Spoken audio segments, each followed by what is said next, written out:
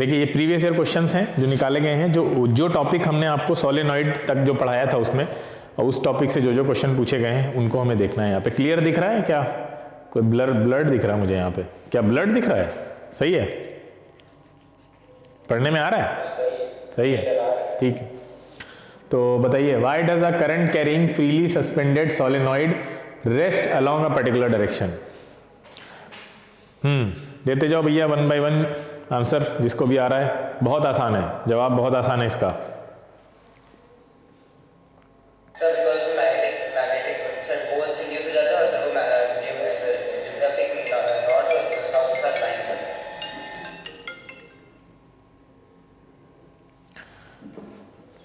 ठीक है, सही बताया इन्होंने, राघवेंद्र ने। हाँ सही। देखो वो क्या करता है, एक पर्टिकुलर मैग्नेट की तरह बिहेव कर रहा है ना भाई। जो सोलेनॉइड होता है, सोलेनॉइड क्या करता है? सोलेनॉइड क्या है बताया भी था आपको। सोलेनॉइड है आपका पाइप लाइक स्ट्रक्चर है, ठीक है, बहुत सारे रिंग से मिलकर बना है, और जब इसमें आप करंट फ्लो कराते हैं तो ये क्या बन जाता है? मैग्नेट बन जाता है ना। ये बन जाता है आपका मैग्नेट। तो इसमें आपको पता है, जैसे करंट मान लीजिए इधर से जा रही है, ये करंट की डायरेक्शन है, देखते जाओ ध्यान से, ये करंट की डायरेक्शन है, और ये देखिए इस तरह से करंट जा रही है, ठीक है। ये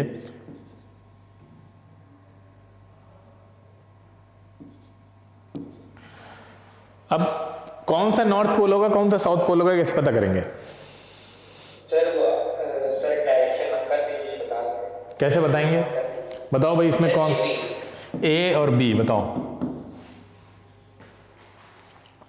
साउथ नॉर्थ बताओ। बी नॉर्थ है, बी नॉर्थ है। कैसे पता किया? Sir right hand thumb rule,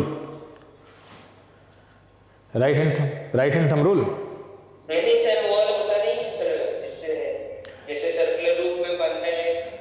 तो इसमें कैसे पता करेंगे? इस एंटी क्लॉकवाइज नॉर्थ होता है, क्लॉकवाइज साउथ होता है, कह रहे हैं। तो ये इसमें करंट कैसे जा रही है? एंटी क्लॉकवाइज है। हाँ, तो एंटी क्लॉकवाइज है, इसलिए हम साउथ बोल रहे हैं, बस यही रीजन है। नॉर्थ बोल रहे हो? ये वाला पोर्शन नॉर्थ होगा, ये वाला, ये वाला नॉर्थ होगा। देखो नॉर्थ पता करने का एक और तरीका है, आपको राइट हैंड थंब रूल पता है ना सबको? बोलो राइट हैंड थंब रूल पता है ना? ये करंट की डायरेक्शन और ये जो कर्लिंग फिंगर है वो किसको बताती हैं? मैग्नेटिक फील्ड की डायरेक्शन को, है ना। अब देखिए यहाँ पे, यहाँ आपने ऐसे लगाया, पहले वाले में लीजिए, पहले वाले में आपको दिख रहा होगा ये मैग्नेटिक फील्ड ऐसे जा रही है ना, बोलो। अरे ऐसे ही तो जा रही है, देखो ध्यान से, यहाँ पे ऐसे रखो, ऐसे जा रही है। ऐसे जाने का मतलब ये है कि इधर की तरफ बाहर निकल रही है, बोलो। अरे इधर बाहर निकले, उधर से भेज रहे हैं तो इधर बाहर निकल रही होगी, और हर एक में ऐसे ही होगी, बोलो। हर एक जो रिंग है उसमें ऐसे ही होगी ना, देखो ध्यान से, ऐसे ऐसे, है ना। तो ऐसे ही करते करते आप एंड में पहुंचेंगे, तो एंड में भी अंदर जा रही है ना, इधर से अंदर जा रही है। अंदर किधर से जाती है? अंदर किस में जाती है? साउथ में। अरे साउथ में ही तो अंदर जाएगी। तो ये कौन सा हो गया? ये हो गया आपका साउथ हो गया। तो राइट हैंड थंब रूल से भी आप आराम से निकाल सकते हैं, कॉन्सेप्चुअल अंडरस्टैंडिंग है तो कोई दिक्कत ही नहीं है। यहां अंदर जा रही है, अगर एक एंड से अंदर जा रही है तो दूसरे एंड से बाहर निकलेगी, तो ये ऐसे जा रही होगी पूरी, इस तरह से, ठीक है। ये तो ये नॉर्थ हो गया, ये साउथ हो गया, ठीक है। एक तरीका तो ये पता करने का है, एक और तरीका है पता करने का, देखिए ध्यान से। जैसे आपका ये राइट हैंड थंब रूल था, राइट हैंड थंब रूल को हम ऐसे यूज करते थे कि करंट की डायरेक्शन में थंब को ले जाते थे और फिर फिंगर्स को कर्ल करते थे, तो कर्लिंग फिंगर्स मैग्नेटिक फील्ड की डायरेक्शन दिखाती हैं और थंब करंट की। हम इसको उल्टा कर देते हैं। हम क्या करते हैं, जहां से करंट चढ़ रही होगी, जिधर से करंट चढ़ रही होगी, चढ़ने का मतलब है ऊपर जा रही है, जैसे कि हम सोलेनॉइड बनाते हैं, ठीक है। ऐसे देखो, मान लेते हैं ये ऐसे वायर हमने बाउंड किया हुआ है, खाली हम अपने सामने का दिखा रहे हैं आपको, और मान लो ऐसे ये आपका ये कनेक्टेड है, ठीक है, ये इस टाइप से कुछ कनेक्टेड है, ये प्लस ये माइनस। अब देखिए यहां से करंट ऐसे जाएगी, बोलो, ऐसे ऊपर जाएगी, पीछे से उतरेगी, फिर आगे से चढ़ेगी, फिर पीछे से उतरेगी, फिर आगे से चढ़ेगी, बोलो ऐसे ही होगा। करंट ऐसे आगे से चढ़ेगी, पीछे से उतर के आएगी, फिर घूम के सामने से चढ़ती हुई दिखेगी। अब अगर आपको ऐसे किसी सोलेनॉइड में डायरेक्शन पता करनी, सॉरी वो पोल पता करने हैं कि कौन सा नॉर्थ है कौन सा साउथ है, तो आप क्या करिए, अपने जो ये हाथ है उसमें फिंगर्स को उस डायरेक्शन में कर्ल कीजिए जिस डायरेक्शन में करंट चढ़ रही हो। ठीक है, तो यहां देखिए करंट ऊपर की तरफ चढ़ रही, तो ऐसे कर्ल कीजिए। आपने ऐसे कर्ल कर लिया, ऊपर की तरफ चढ़ रही थी। ठीक है, और अपना थंब की जो डायरेक्शन होगी, जो थंब जिस डायरेक्शन में पॉइंट कर रहा है वो नॉर्थ पोल होगा। तो थंब किस डायरेक्शन में पॉइंट कर रहा है, इधर पॉइंट कर रहा है, तो ये नॉर्थ हो जाएगा और ये क्या हो जाएगा, साउथ हो जाएगा। अच्छा, इसको जरा काउंटर चेक करो, सही है कि गलत है दूसरे मेथड से। दूसरे मेथड से काउंटर चेक करो, सही है, समझ में आ रहा है सबको? बताओ, जो करंट जिस डायरेक्शन में चढ़ रही होगी उसमें हम ऐसे, ये उस डायरेक्शन में हम ऐसे थंब को ऐसे ले जाएंगे। क्लियर है? अब दूसरी कंडीशन क्या हो सकती है कि हो सकता है सामने से करंट उतर रही हो, तो वो भी बना के देख लेते हैं कैसे बनेगी। अगर सामने से करंट उतर रही है, देखिए इसको हटाते हैं, ये बहुत इंपॉर्टेंट है पता करने के लिए, पता होना चाहिए हमको। देखिए ये सोलेनॉइड है, सामने का बता रहे हैं हम, पीछे का नहीं बना रहे हैं अभी।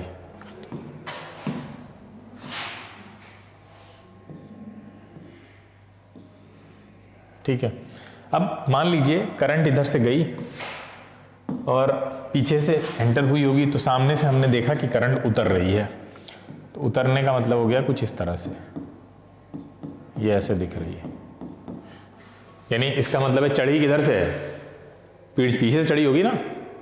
अरे यार ऑब्वियस है, अगर सामने से उतर रही है तो पीछे से चढ़ी होगी।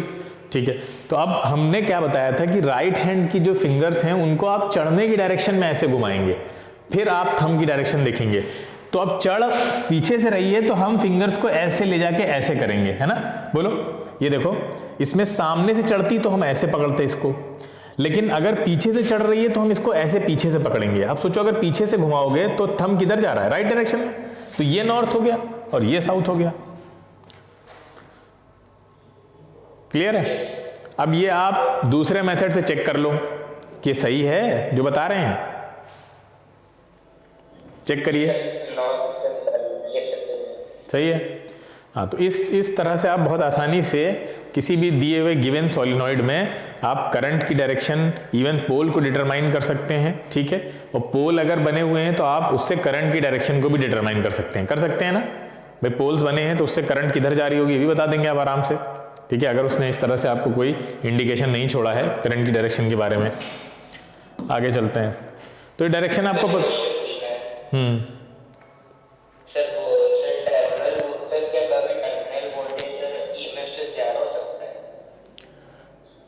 पैरेलल नहीं सर, टर्मिनल वोल्टेज सर कभी भी ईएमएफ से ज्यादा होता है। नहीं, कैसे ज्यादा हो जाएगा सर?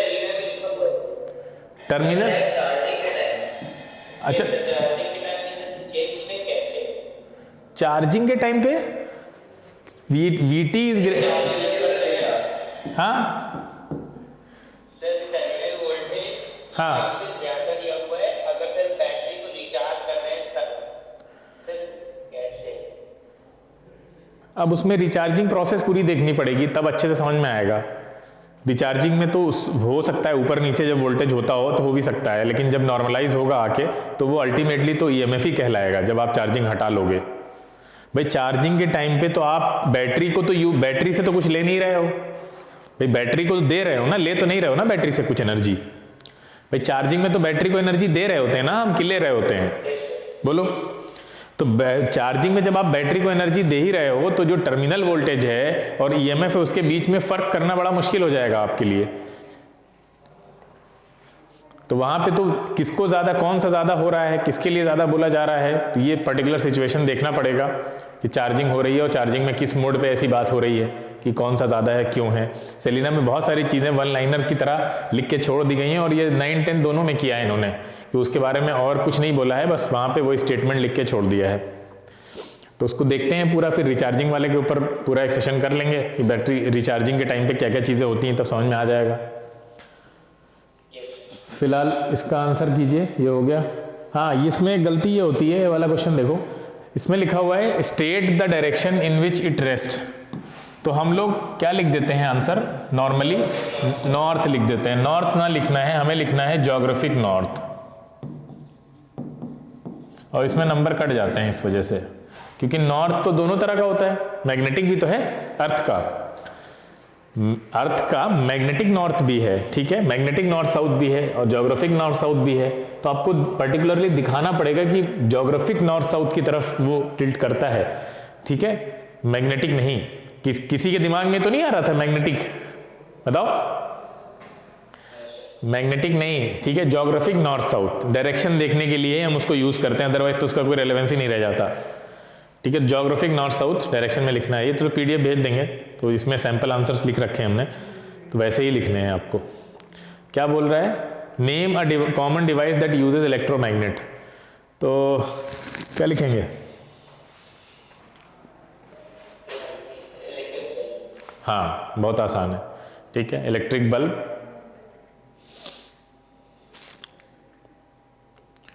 ठीक है।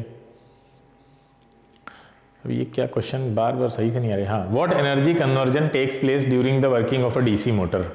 अच्छा, कुछ बच्चे कह रहे थे डीसी मोटर कट गया है, सही है, हाँ डीसी मोटर, तो मतलब हम लोगों ने जब पढ़ा था तब नहीं कटा था, बाद में कटा है क्या, हम लोग तो पढ़ चुके हैं ना इसको,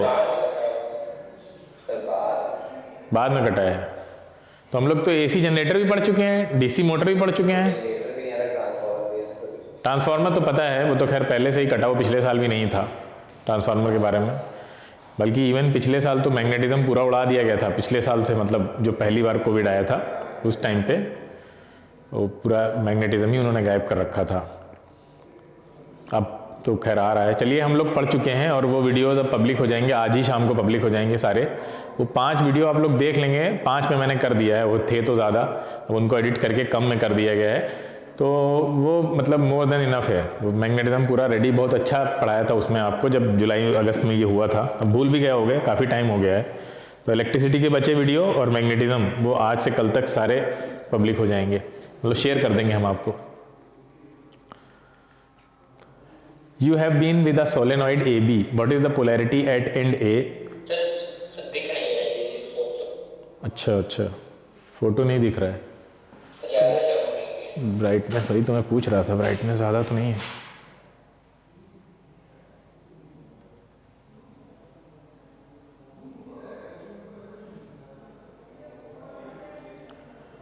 अभी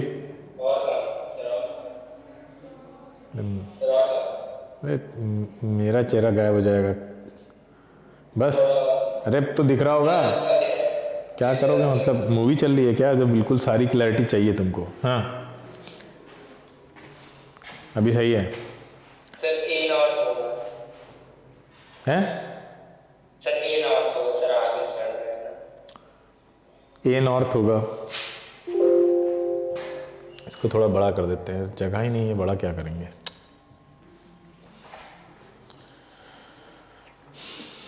बताओ भाई ए बी में से क्या होगा, मतलब कौन सा नॉर्थ होगा, अगर आप इसको ए मान लें, ये ए है ये बी है, अब बताइए, पहले देखना पड़ेगा करंट कैसे चढ़ रही है ऊपर, देखिए ये प्लस है, करंट ऐसे जा रही है, दिख रहा है रेड, करंट ऐसे ऊपर चढ़ रही है। अच्छा, करंट ऐसे ऊपर चढ़ेगी तो आप ऐसे बनाएंगे ना, अभी जो हमने बताया है आपको फिंगर कर्ल करने वाला रूल, ये देखिए थंब इधर आ रहा है, बोलो ये ऐसे जा रहा है तो थंब इधर आ रहा है, तो थंब जिधर होता है वही नॉर्थ होता है आपका, तो ए नॉर्थ हो गया, बी साउथ हो गया, समझ में आया। इस तरह के क्वेश्चन मैग्नेटिज्म से ज्यादातर मिलेंगे आप लोगों को, तो इसका ध्यान रखिए, मैग्नेटिज्म से जितने क्वेश्चन आएंगे वो इसी तरह के मैक्सिमम होंगे। सोलेनॉइड बना के दे दिया, बताइए भाई कौन सा नॉर्थ है कौन सा साउथ है, ठीक है, और करंट की डायरेक्शन भी नहीं दी, अब अपने आप डिटरमाइन करिए आप, तो बहुत अच्छा रूल आपको बता दिया गया, इसी की प्रैक्टिस करनी है हमको। चलो भाई दूसरा आंसर, गिव वन एडवांटेज, हाँ नहीं तो पोलैरिटी चेंज की जा सकती है, तो मतलब ये कोई आंसर नहीं हुआ ना, सही से बनाओ इसको, रीफ्रेश करो, क्या है, अरे मैग्नेटिक स्ट्रेंथ बढ़ा सकते हैं यार, चुप बैठे हुए तुम लोग, बिल्कुल कोई समझ में नहीं आ रहा कि क्या होगा, क्या है इलेक्ट्रोमैग्नेट का क्या एडवांटेज है। मैग्नेटिक स्ट्रेंथ बढ़ा सकते हैं, उसके मैग्नेटिज्म को कंट्रोल कर सकते हैं, ठीक है। एक अगर पूछेगा ना तो वही बताना है आपको कि हम मैग्नेटिक स्ट्रेंथ बढ़ा सकते हैं, सिंगल पूछ रहा है। अगर 3-4 पूछ रहा है तो उसमें पोलैरिटी वाली बात कर सकते हैं, कोई दिक्कत नहीं है, ठीक है। The figure alongside shows an electromagnet, what will be the polarity at the end x? दिख नहीं रहा है, मुझे लग रहा है तुम लोग को सही से, और कम कर देते हैं।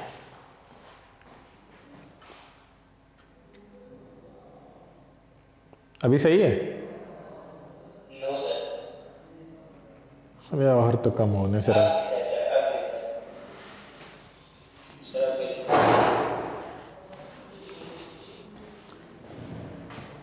हाँ कल तो होना ही था।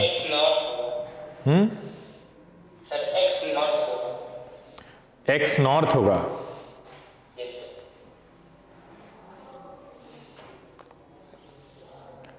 बाकी लोग क्यों नहीं बोल रहे हैं? राघवेंद्र, वायुन, तुम लोग क्या सो रहे हो क्या? आराम से जाग रहे हो ना? सर इंक्रीज करके बढ़ा सकते हैं स्ट्रेंथ। देखो क्वेश्चन में क्या पूछ रहा है। दूसरा कह रहा था एक रियोस्टेट भी बना हुआ है यहाँ पे, ध्यान से देखिए, ये देखिए। अब करंट ये इधर से जा रही है, सेम है बिल्कुल पिछला केस, ऊपर से चढ़ रही है, ठीक है। तो ये आप इस तरह से फिंगर्स को कर्ल कीजिए तो थंब की डायरेक्शन आपको दे देगी। थंब की डायरेक्शन जो होती है वो नॉर्थ पोल बताएगी। ये हो गया साउथ पोल आपका, क्लियर है। कह रहा है suggest a way by which the strength of the electromagnet referred to in the question may be increased, ठीक है। क्वेश्चन मतलब कैसे आप बढ़ा सकते हैं, तो करंट को इंक्रीज करके बढ़ा सकते हैं, और करंट को इंक्रीज करने के लिए रियोस्टेट की जो रेजिस्टेंस है उसको क्या करना पड़ेगा, बहुत कम करना पड़ेगा। उसको जितना कम करेंगे आप उतना करंट आपकी बढ़ेगी, इंक्रीज होगी। सर वोल्टेज भी बढ़ता। हाँ नहीं तो वोल्टेज क्यों बढ़ाएंगे फिर हम, हमारे पास आसान तरीका है ना, उन्होंने रियोस्टेट इसीलिए दिया था। वोल्टेज बढ़ाओगे तो रेजिस्टेंस तो फिर भी रोक मतलब बीच में क्रिएट करेगी रियोस्टेट। तो रियोस्टेट जब वेरिएबल रेजिस्टेंस है तो इसको वेरी क्यों नहीं कराएंगे हम? कॉमन सेंस की बात है। ये फिक्स्ड होती तो ठीक था, ये तो वेरिएबल है ना, ठीक है। Next state 2 advantage of an electro, 2 advantage देखो पूछे हैं, अब इसमें आप दे सकते हैं, पोलैरिटी वाला भी दे सकते हैं, ठीक है। और दूसरा आपका स्ट्रॉन्ग मैग्नेटिक फील्ड जो कि परमानेंट मैग्नेट, इससे भी आप बढ़ा सकते हैं, यहाँ पे वेरी करा सकते हैं। What will happen to a compass needle when the compass is placed below a wire and current is made to flow through the wire, give a reason to justify your answer. ये तो हम पिछले उसमें बता चुके हैं आपको, देखो वहीं से उठ के आ गया क्वेश्चन। हाँ डिफ्लेक्शन होगा, ठीक है। और किसी भी वायर के नीचे अगर आप रखते हैं, पिछली बार बताया था आपको, वायर के नीचे अगर आप कंपास रखते हैं और ऊपर रखते हैं तो दोनों में डिफ्लेक्शन की डायरेक्शन सेम होगी या अलग अलग होगी?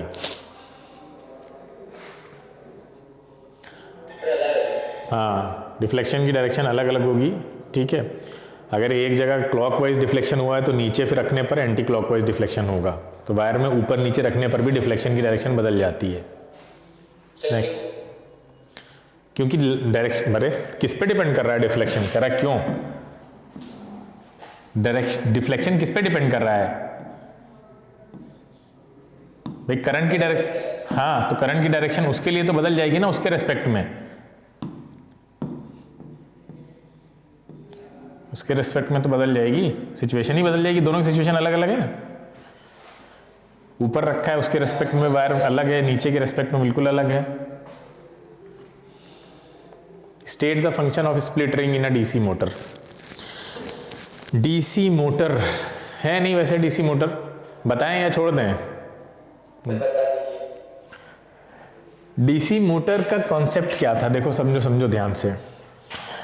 सबसे पहले जो ओस्टेड थे उन्होंने ये देखा कि जो वायर है उस वायर के पास अगर हम कंपास रखते हैं, कंपास निडल अगर हम वायर के पास रखते हैं तो क्या होता था?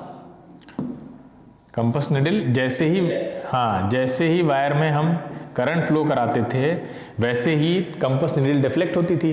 तो इसका सीधा मतलब ये है कि वायर अगर कंपास निडल डिफ्लेक्ट हो रही है तो कंपास तो एक मैग्नेट है, बताओ भाई, कंपास तो एक मैग्नेट है ना। तो एक मैग्नेट के अंदर डिफ्लेक्शन हो रहा है तो एक मैग्नेट को सिर्फ दूसरा मैग्नेट ही डिफ्लेक्ट कर सकता है या फोर्स लगा सकता है उसके ऊपर। तो यहां से रिजल्ट निकला कि ये जो वायर है करंट कैरिंग वायर है, स्ट्रेट करंट कैरिंग वायर, ठीक है, ये इस तरह से समझ लीजिए, straight current carrying wire, current carrying conductor, जब उसके अंदर करंट फ्लो हो रही होती है तो वो किस तरह बिहेव करता है, एक मैग्नेट की तरह। अब अगर ये मैग्नेट की तरह बिहेव कर रहा है तो इसकी अपनी मैग्नेटिक फील्ड लाइंस होंगी या नहीं, बताओ? हाँ बिल्कुल होंगी, इस तरह से, इसी तरह से होंगी ना, ऐसे, ये, हाँ, कॉन्सेंट्रिक सर्कल्स ऐसे, ये इस वायर की मैग्नेटिक फील्ड लाइंस होंगी जो कि इस कंपास की मैग्नेटिक फील्ड से इंटरेक्ट करेंगी। बोलो, इंटरेक्शन होगा ना, नहीं होगा? बिल्कुल होगा। जब इन दोनों की मैग्नेटिक फील्ड में इंटरेक्शन होगा तो फिर ये एक दूसरे पे फोर्स लगाएंगे। अब अगर ये मैग्नेटिक कंपास पे फोर्स लगा सकता है तो न्यूटन के एक्शन रिएक्शन से ये मैग्नेटिक कंपास भी तो इस पे फोर्स लगाएगा, नहीं लगाएगा? इक्वल इन अपोजिट डायरेक्शन में लगाएगा। अगर ये इसको ऊपर पुश करेगा तो वो उसको अपोजिट डायरेक्शन में पुश करेगा। क्लियर है? अब अगर ये पुश कर रहा है, ये फोर्स लगा रहा है, तो इससे आइडिया क्या आया उनके पास, कोई बताएगा क्या आइडिया मिला यहां से? बताओ जल्दी से, क्या आइडिया मिला है? बहुत इंपॉर्टेंट है ये थिंकिंग, सोचना।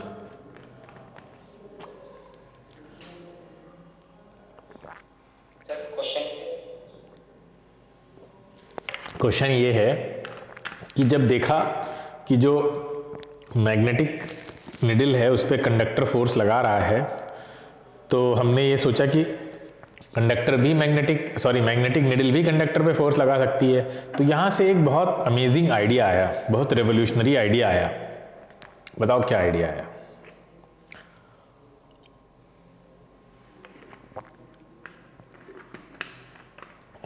सभी को आवाज आ रही है मेरी?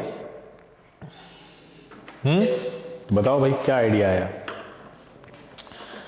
ऐसा नहीं है कुछ पहली बार पूछ रहे हैं, ये सब हम बता चुके हैं, अपना जब पढ़ाया था तब बताया था। देखो आइडिया ये आया कि हम मैग्नेट की मदद से कंडक्टर को मूव करा सकते हैं। बात समझ में आई? हम मैग्नेट की मदद से कंडक्टर को मूव करा सकते हैं। इसका सिंपल मतलब ये था कि हम कंडक्टर में मूविंग इफेक्ट क्रिएट कर सकते हैं, है ना? कंडक्टर में मूविंग इफेक्ट क्रिएट कर सकते हैं, और इसी मूविंग इफेक्ट की वजह से आज आपके सामने क्या है? मोटर। मोटर बन गया आपका भाई, इसी मूविंग इफेक्ट पे तो काम करता है मोटर। तो मोटर बना, पंखे आ गए, एसी आ गई, वॉशिंग मशीन आ गई, मिक्सर ग्राइंडर आ गया, बहुत सारी चीजें आपके मूविंग इफेक्ट पे बेस्ड आपके सामने हैं। ठीक है, तो ये मूविंग इफेक्ट का आइडिया यहां से आया कि अगर हम कंडक्टर को मूव करा सकते हैं मैग्नेट की मदद से। अच्छा, मैग्नेट कंडक्टर पे जो फोर्स लगा रहा है वो रिएक्शन फोर्स है, तो रिएक्शन फोर्स को आप कैसे बढ़ा सकते हैं, कोई बताएगा? अगर आप कंडक्टर को और तेज मूव कराना चाहते हैं तो रिएक्शन फोर्स, हाँ कैसे? क्या बढ़ा के?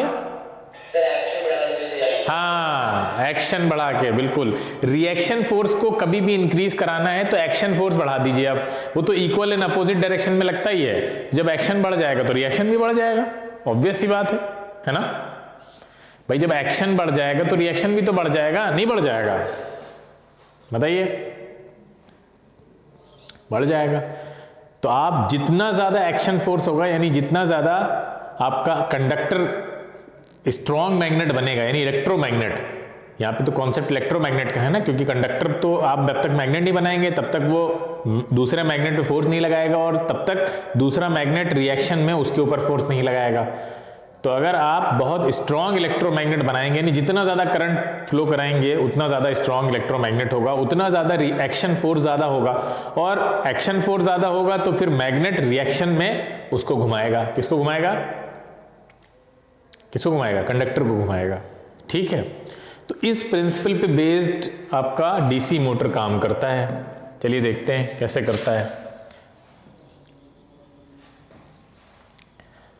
अब डीसी मोटर कुछ इस तरह का दिखेगा आपको, उसमें आपको चाहिए क्या, उसमें आपको एक तो मैग्नेट, परमानेंट मैग्नेट चाहिए। परमानेंट मैग्नेट ऐसा चाहिए जिसमें यूनिफॉर्म फील्ड हो। देखिए बार मैग्नेट में फील्ड यूनिफॉर्म नहीं होती है, बार मैग्नेट में फील्ड यूनिफॉर्म नहीं होती है, आपको पता है आउटसाइड द मैग्नेट तो यूनिफॉर्म बिल्कुल नहीं होती है, पोल के पास बहुत ज़्यादा स्ट्रेंथ ज़्यादा होती है और आप जैसे जैसे पोल से दूर जाते हैं स्ट्रेंथ कम होती चली जाती है। बोलो ये पता है ना सबको, बिल्कुल पता है। तो आप अगर मोटर बनाना चाहते हैं तो आप चाहेंगे कि यूनिफॉर्म फील्ड हो ताकि जो कंडक्टर है वो एक स्पीड से घूमे, ऐसा ना हो कभी कम कभी ज़्यादा, कभी कम कभी ज़्यादा, है ना, ऐसा तो मोटर नहीं बनाएंगे आप कभी भी। तो अगर आप ऐसा मोटर बनाना चाहते हैं जो सेम स्पीड से मूव करे, उसके लिए क्या ज़रूरी है, उसके लिए ज़रूरी है कि फील्ड यूनिफॉर्म हो। तो हमने क्या किया, फिर हम नॉर्थ जो दो मैग्नेट को ले लिया हमने अलग अलग, दो मैग्नेट को अगर हम इस तरह से ले लेते हैं और एक दूसरे के अगल बगल रख देते हैं, एक का साउथ दूसरे का नॉर्थ, तो हमको पता है नॉर्थ साउथ के बीच में जो फील्ड है वो यूनिफॉर्म आ जाती है, यूनिफॉर्म नेचर की होती है, ठीक है, यूनिफॉर्म नेचर की है, यानी नॉर्थ से फील्ड निकली है, देखिए इस तरह से, इस तरह से, ठीक है, और साउथ में एंटर कर गई। क्लियर है बेटा, ये ऐसे है, बोलो ऐसे ही होगी।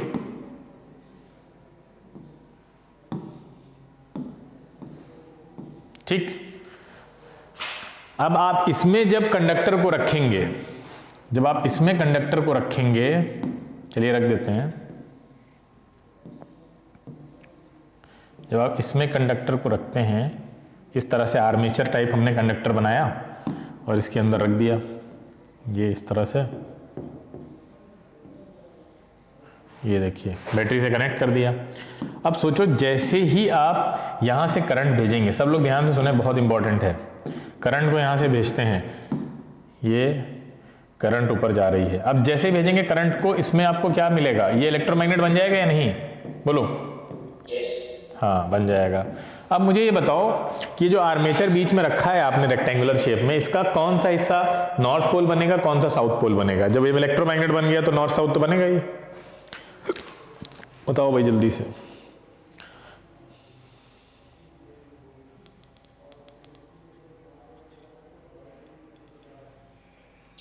ये वाला नेमिंग कर दीजिए तो बता, कौन सा नेमिंग कर दीजिए तो बता। अच्छा नहीं नहीं, आमने सामने की बात कर रहा हूँ, एक आपकी तरफ है और एक पीछे है, तो नेमिंग क्या करना, मतलब नेमिंग क्या लो, मान लो ए बी सी डी, नहीं है, नहीं बताना है आपको, ये बताना है कि जब ये कोई ना कोई हिस्सा तो बनेगा ना इसका, भाई कौन सा क्या बनेगा ये बताइए।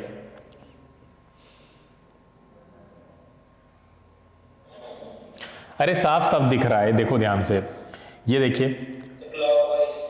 ये ऐसे है, सपोज करो ये ऐसे अंदर जा रही है ना फील्ड, देखो ऐसे रखा है, अगर ये मान लो ये खड़ा होके ऐसे रखा हुआ, ये फील्ड देखो अंदर जा रही है, यहां से भी फील्ड अंदर जा रही है, मतलब ये साउथ पोल बनेगा ये वाला, अरे ये साउथ बनेगा ना, ये सामने वाला हिस्सा साउथ होगा, अरे इसमें भी क्या दिक्कत है, सामने वाला साउथ होगा आपका, सामने वाला साउथ तो पीछे वाला नॉर्थ, तो सामने वाला साउथ है, तो इसका मतलब ये है ये कैसे घूमेगा, ऐसे घूमेगा ना ये, भाई साउथ को ये वाला नॉर्थ अट्रैक्ट करेगा और जो इसके पीछे नॉर्थ है उसको ये वाला साउथ अट्रैक्ट करेगा, है ना, तो वो जब अट्रैक्ट करेगा तो ये ऐसे घूमेगा, बोलो एंटी क्लॉकवाइज स्टार्ट करेगा घूमना। क्लियर है ना, इतनी बात समझ में आ रही है, बोलो, अरे इतना तो समझ में आ रहा होगा कि ये साउथ को नॉर्थ अट्रैक्ट करेगा अपनी साइड पे, तो ये ऐसे घूमेगा, और पीछे वाले नॉर्थ को वाला साउथ अट्रैक्ट करेगा, तो ये ऐसे घूमेगा। लेकिन खुद ही सोचो, जैसे ही ये दोनों साउथ और नॉर्थ आमने सामने आएंगे, जब साउथ और नॉर्थ आमने सामने आएंगे तो क्या फिर इसको मूव करने देंगे, बताओ जल्दी से, नहीं मूव करने देंगे, अट्रैक्शन फोर्स बहुत ज्यादा होगा, इधर का साउथ इधर का नॉर्थ बिल्कुल चिपक जाएंगे, मतलब चिपकने का मतलब ये है कि वो इतना ज्यादा अट्रैक्शन होगा कि वो मूव नहीं करने देंगे।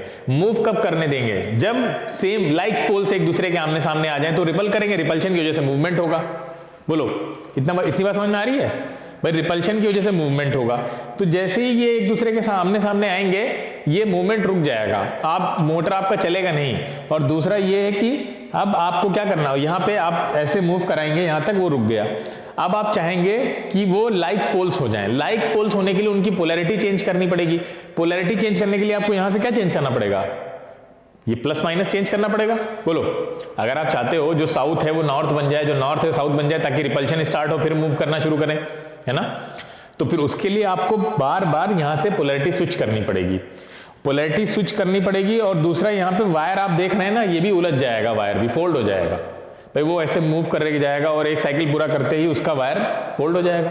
तो दो परेशानी आपके आगे खड़ी हो गई।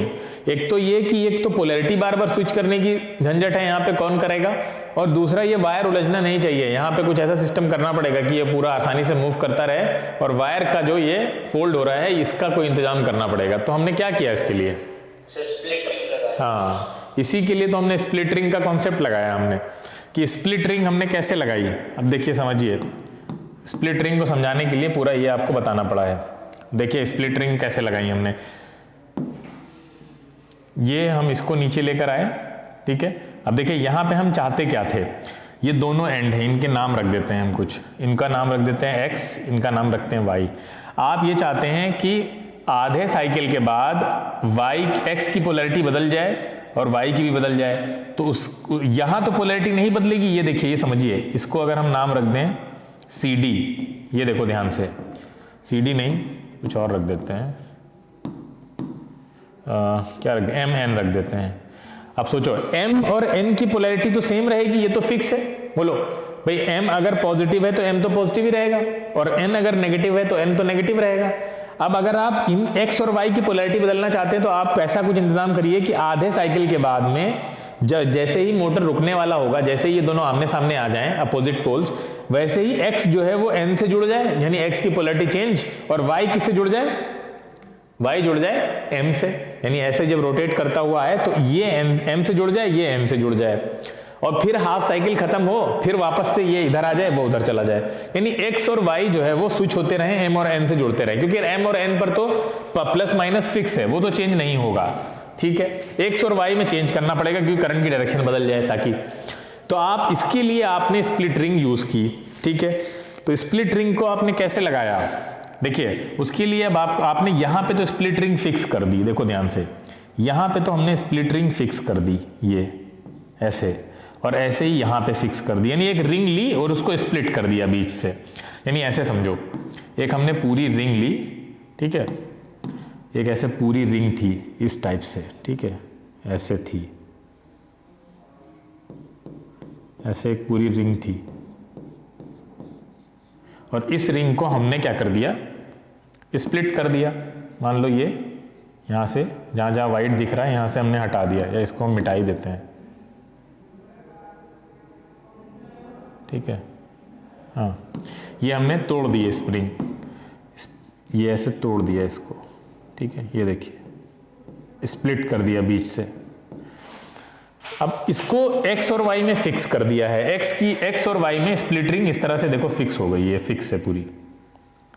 लेकिन m और n में फिक्स नहीं किया, m और n में क्या किया हमने, ब्रशेज लगा दिए, कार्बन के ब्रशेज लगा दिए यहाँ पे इस टाइप से, देखो ये जो हमने ब्लू कलर से बनाए हैं ये ब्रश हैं, हमने कार्बन के ब्रश लगाए जो कि फिक्स नहीं थे, जो स्लाइड करते थे, ये स्लाइड करते थे, इसके ऊपर रोल ऑन करते थे। ये कहां चला गया,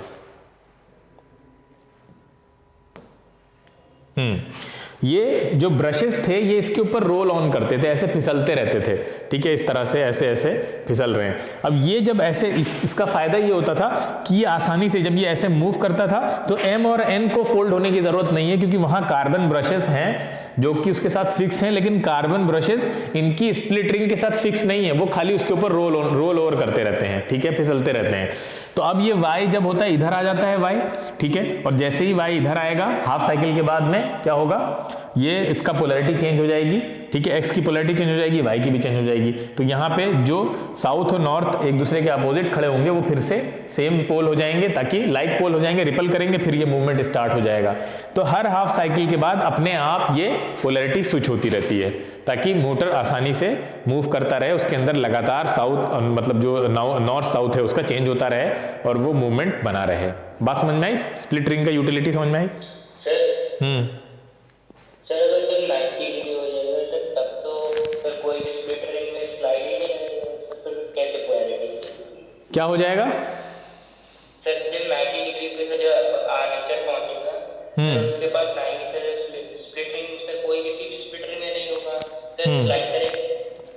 नहीं 90 ये यहाँ पे 3D में नहीं दिखाया गया है ना, 3D में इसको देखोगे तब अच्छे से समझ में आएगा। अभी तो 2D में बना हुआ है इसलिए कंफ्यूजन हो रहा होगा। वो इतना गैपिंग होता है कि वो 90 डिग्री पे आके नहीं रुकेगा, वो जब तक वो साइकिल पूरा नहीं होगा तब तक नहीं रुकेगा। मतलब बीच में गैपिंग नहीं आएगी जो तुमको दिख रही है उस तरह से। ठीक है, तो स्प्लिट रिंग का यूज यहाँ पे पूछा था आपसे, स्प्लिट रिंग का यूज क्यों है? ताकि हम पोलैरिटी स्विच कर सकें, सिंपल।